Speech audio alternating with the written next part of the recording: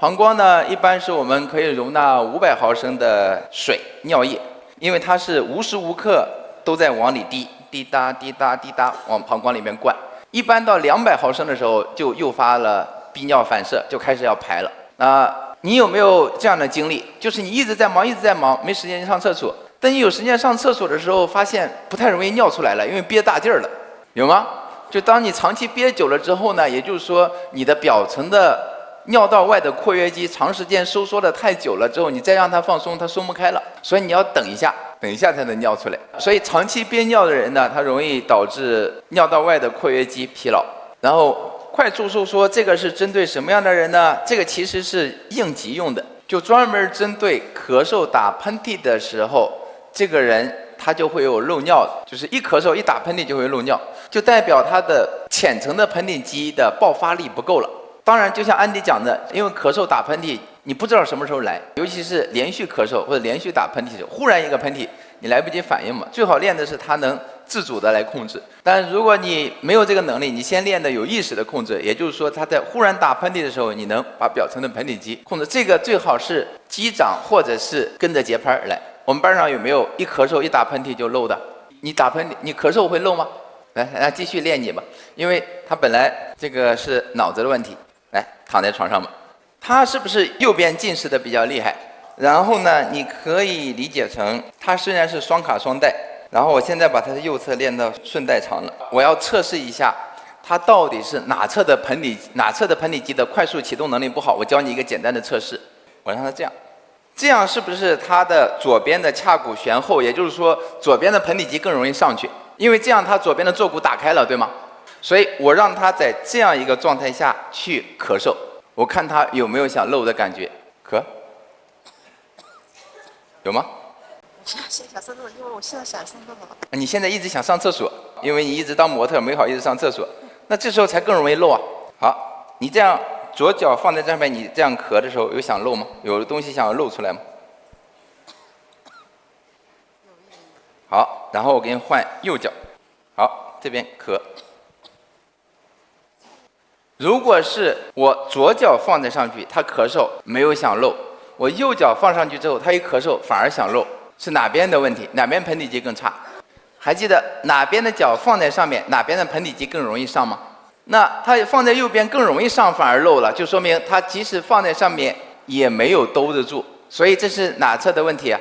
右侧的问题。所以这个是教你精准的鉴别你的客户到底是哪边盆底肌兜不住，在咳嗽和打喷嚏的时候漏尿。所以你只要懂了道理，这样就会简单。哪边有问题就练哪边就好了。还能忍吗？还能。好，那这个时候呢，我就开始给你锻炼了。就是因为我是练会计，会计是不是他能控制？好，那这个时候我会在你耳朵旁边，我一击掌，你就快速咳嗽提肛。你先不咳嗽，你先提肛试试。我看你能不能做到。吓了一跳，我一击掌，你能收缩肛门吗？有感觉吗？可以收缩，然后要收缩肛门、尿道，同时收缩。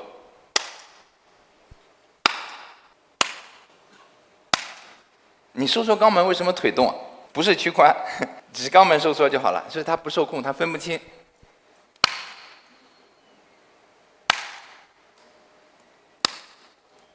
好，把眼睛闭上，这样他就不会预判了。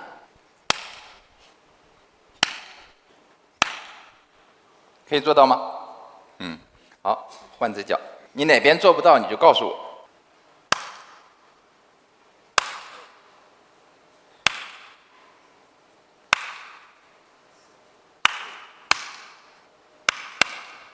好，如果他每一下都能提上去，但是我连续击2下，他第2下提不上去，代表什么？对，代表他的会肌放松的慢，他提上去之后松的太慢了，所以第2次再提，他还没下来，他就再提，他就提不上去了。好像一直都是很快，你拍的很快，我提放不下来，然后一直在收。放不下来，一直在收。他说我拍的太快，然后他就一直收上去不下来。不行，我要拍一下，你收一下才行。我拍慢一点，我不能拍慢一点。来，再试一下啊。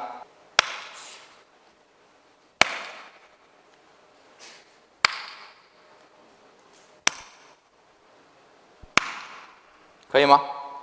可以啊。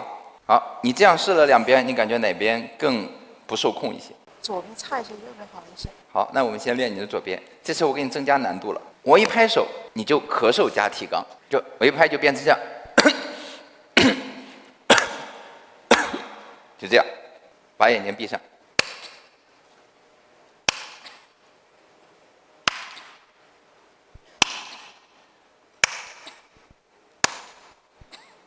慢了，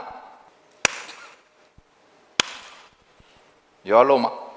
有，相信这个漏了一点。漏了一点点，然后我看一下你的右边，这是逐渐给他增加难度，我给他加上咳嗽了，因为他刚好想要上厕所，我硬不让他上。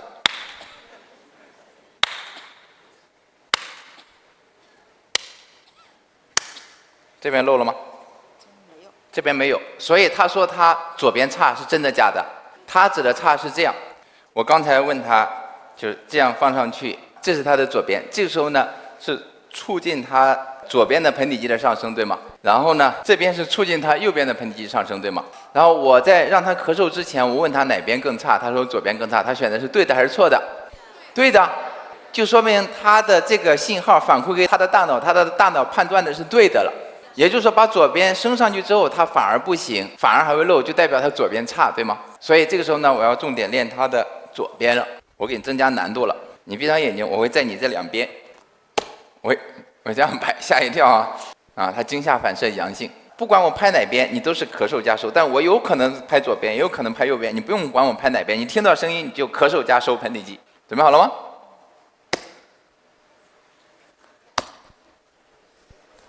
咳嗽呢，直接吓没了。来，预备，开始。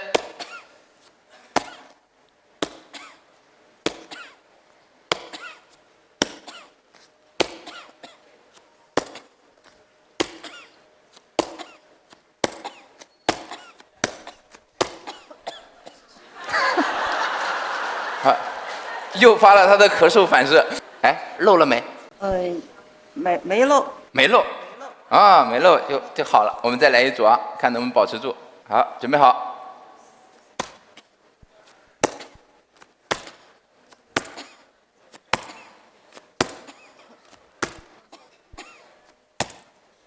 OK， 我这是练什么呢？我是练他的大脑和脑干之间建立连接，因为咳嗽不受他控制的。现在漏了吗？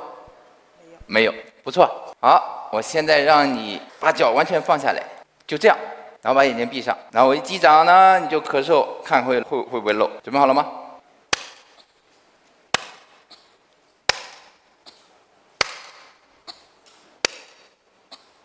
有漏吗？没有，坐起来，面对着大家，把脚垂下去。好，一样，把眼睛闭上，咳嗽加提肛。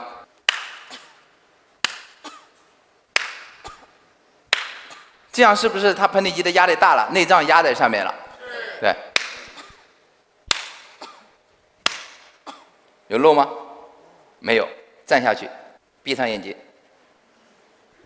闭上眼睛，他要倒了。